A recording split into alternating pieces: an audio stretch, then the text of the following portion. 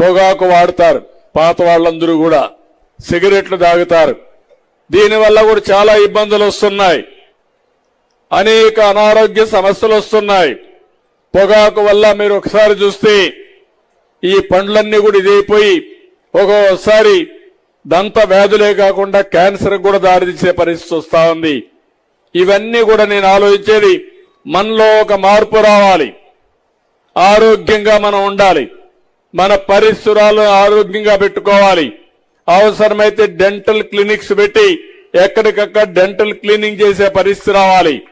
ఎక్కడికక్కడ I testing చేసి ఎక్కడన్నా కంటి చూపు గాని తక్కువ ఉంటే దాన్ని కరెక్ట్ చేసే పరిస్థితి రావాలి.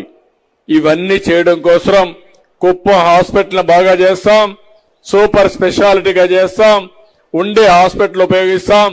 అందరి ఆరోగ్యాన్ని కాపాడే విధంగా ఈ ప్రభుత్వం పనిచేస్తుందని చెప్పి కూడా నేను మీకు తెలియజేస్తున్నా.